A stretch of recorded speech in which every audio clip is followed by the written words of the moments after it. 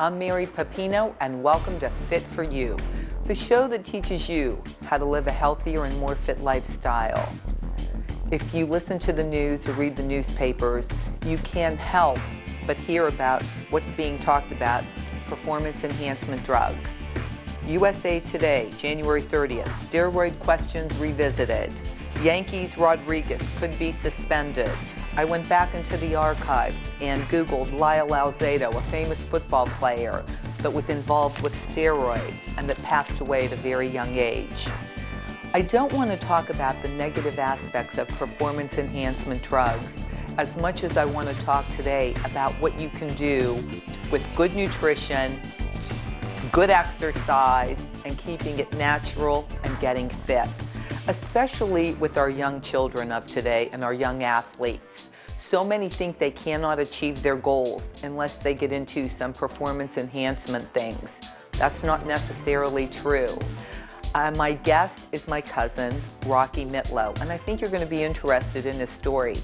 He's a 28-year-old male who has been very successful in his athletic performance, most notably in the last few years since he's taken the natural approach. He was never involved in performance enhancement drugs, but he always struggled because of his size, and his ability wasn't necessarily at the top in a few of the sports he got involved in. But at 28 years old, he finally found his niche, and he's doing it the natural way. I hope you enjoy the show, and thanks for watching.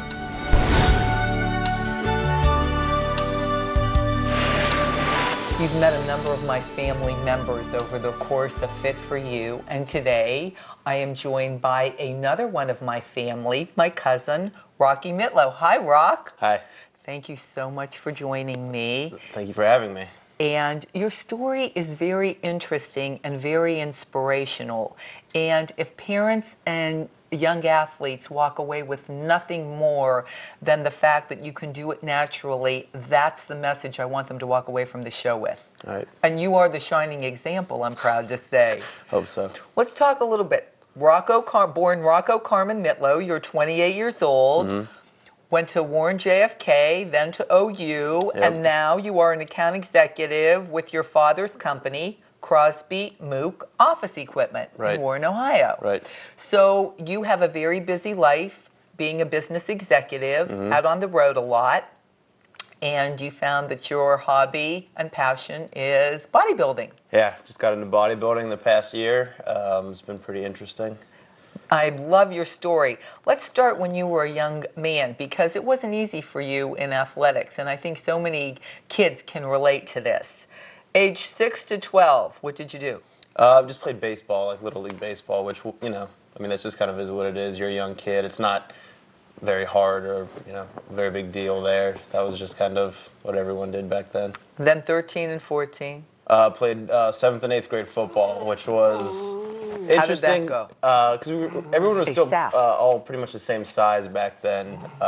So that was pretty fun, and that's probably when I actually first started to work out and, you know, started lifting weights and whatnot. Now, when you were lifting weights starting at that age and you were young, just go with the coaches, I'm assuming, were telling you what to do and how to do it. Right.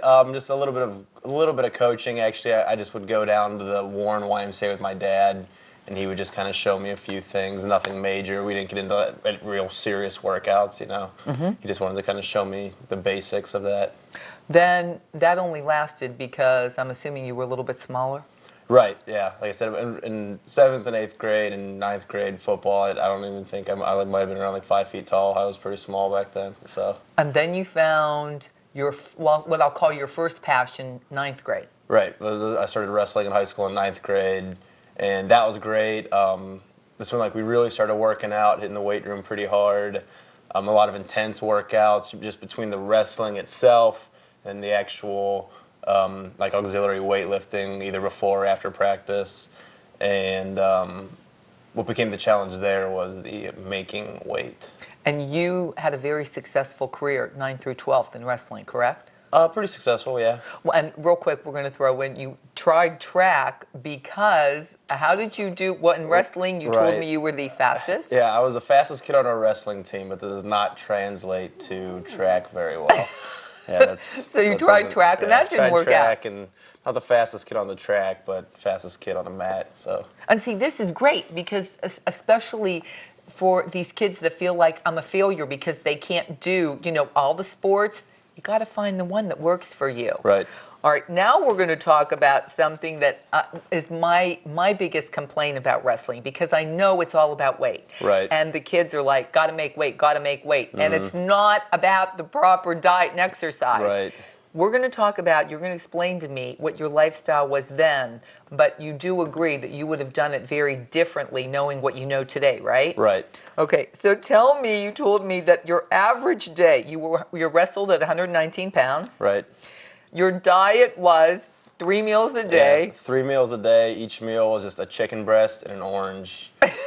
Yeah, it was pretty minimal food then, because like I said, I didn't know the right way to do it. I didn't know what I was doing. You splurged on Sundays, family dinners. Kind of, yeah, a little bit. That stopped after a while, but at first, yeah, I would Sunday was the day after the meet, and it was just eat everything you could, and then you gained all your weight back that you lost. That took you all week to lose, and started over on Monday. Now I can't even believe this. So you told me you got up at 5 a.m. When you were in high school. And where did you go? Yeah, I'd get up at 5 a.m., go down to the Warren YMCA. I'd work out till about 7 or 7:30, get ready, go to school. School went till 3? Yeah, school was from 8 to 3. Wrestling practice didn't start until 4:30. So what did you do from 3 to 4:30? From 3 to 4:30, we would just run in the halls, trying to just burn some more calories. From that chicken breast and orange that you had. There's 2 chicken breasts and 2. Nothing else. No, that was it. And a little bit of water. Okay. And then wrestling practice from 4:30 to about 7. And then from 7 to 10, we'd go back to the Y and just work out till they closed. It was, it was, And maybe do a sauna. Yeah, sit in the sauna and just try to, like I said, when you got to weigh 119 pounds, every little ounce counts. So even the day before the meet, you would just go sit in the sauna and just try to get all the water out of you.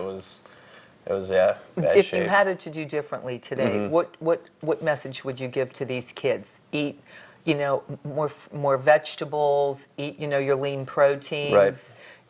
I know there's a lot of resources out there to help them, but do you agree? Consult with a nutritionist.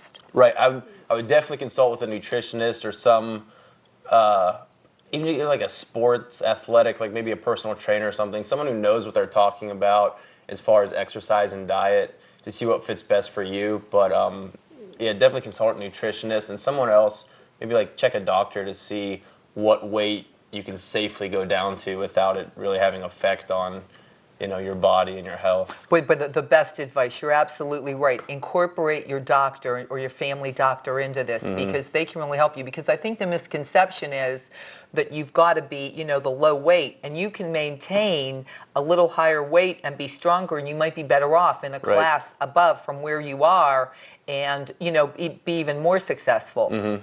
So that was high school. Right. Now we're going to go. So then you go on to OU. Yep.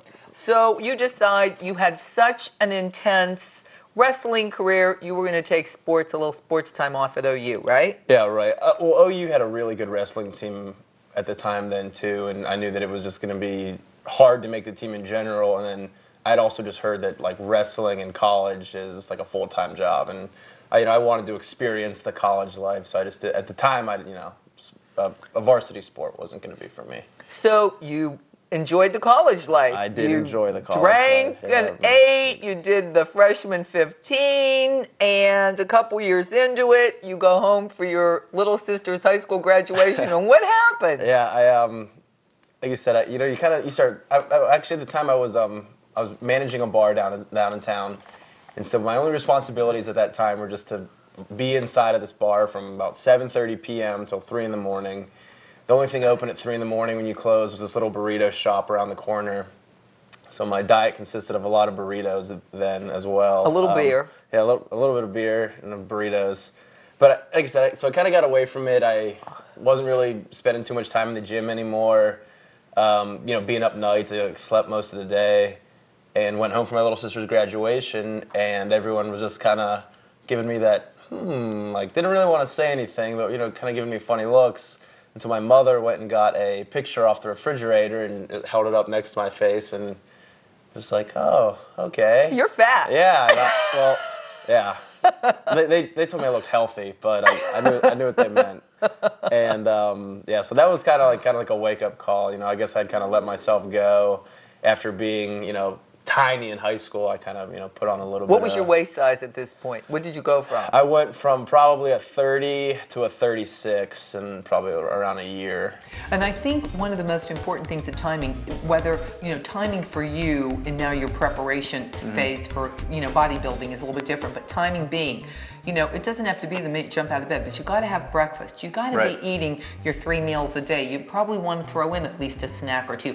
People can't go all day long. There's a big difference, and you and I talked about this, there's a big difference between calorie consumption and proper eating. Right. Because you can contain, if you only eat X number of calories, and, you know, less than what, you know, or balance it with your, whatever your activity level is, you can keep yourself on a low scale weight. Right. That doesn't mean you have a healthy and fit, muscular, great, well-toned body. Right. And I know a lot of thin people that if you really, you know, if you do their body composition, they got to have a high percentage of body fat because they're bone and they're fat. They don't have a whole lot of muscle mass. Right. Another thing too is don't pay attention to BMI, because on a BMI, body mass index. Right, I'm actually obese on a BMI scale. You know what? I think it's a good gauge, but you're absolutely right. You've got to go much more into it because it's based on height and weight. That's all it's based on. And yeah, so I'm 5'8", I'm 195 pounds right now. So for my BMI, I'm like right on the red line of being What's your obese. body fat? I don't know for sure. I'd probably guess it's probably between 10 and 12. I was going to say somewhere around there. Yeah. Show us an arm curl. Okay. The curl is one of those things, it's a great exercise that, again, almost nobody goes through a full range of motion on. And, you know, you'll see a lot of guys just come out. I'm going to turn you around so they can see. You'll see a lot of guys come out and they'll just kind of do this real quick, and there's different things you can do to, you know, kind of just get a quick pump up. But if you're going to do an arm curl, there's two things I like to make sure I do. Is one, when you're at the bottom, you almost even want to get a quick tricep flex in to know that your bicep is fully extended and you get a good stretch. And then you want to come all the way up and through the range of motion as far as you can comfortably go. You know, if some guys have huge arms, you know, they might only be able to get to here, but I bring that all the way up and then slowly and controlled all the way back down. Like I said, again, you want to, you know, fully extend your arm, maybe get a quick tricep flex in there, all the way back up. Again, come all the way down. And explain the tricep flex. Turn around a little bit because I want them to see the back of your arm, which is right in here. It's just how you know that your bicep is completely stretched out when your tricep is So when you get to the bottom, are you turning your dumbbell a little bit inward? Well, that just depends on what you want to do. If you can, there's two parts to your bicep, and I don't know the names of the actual muscles, but you have your bicep muscle on the outside, and there's a bicep muscle on the inside. If you turn your wrist this way, then you start performing what is called a hammer curl, and that'll actually work the interior bicep muscle, which will make your arm wider this way. And then if you keep your arm straight or neutral, you will build your top bicep muscle, which will give your arm height. Wonderful. And give us a squat real quick. Okay, and we talked about that. This is just a quick sumo squat. Anyone can do them at home with any types of weights. You just do it like if you were a sumo wrestler. You want to just hold the weight in between your legs, come down to a comfortable, you know, level. You want to go, you know, as low as you can comfortably, and then come back up. And if you're just starting out, you know, you might not be able to go very far, but if you stick with it, if you're just starting out a little bit longer each time you do it, you know, I would say at least do it, maybe once, give your body a rest, maybe do the same exercise once every 5 days? I would say if you're just starting out, I would wait, you know, at least probably every 4 or 5 days between working the same body part. As long as you're not sore, I would say you're probably okay. How many reps do you do and how many sets of an exercise? I guess it depends on what you're looking for. Right now I'm doing 8 to 14 reps. I'm looking for the hypertrophy, the muscle growth. We talked about if you're looking to actually put density, or what you would call, tone up your muscles, you can do a lighter weight, higher reps, to kind of keep that leaner, longer look.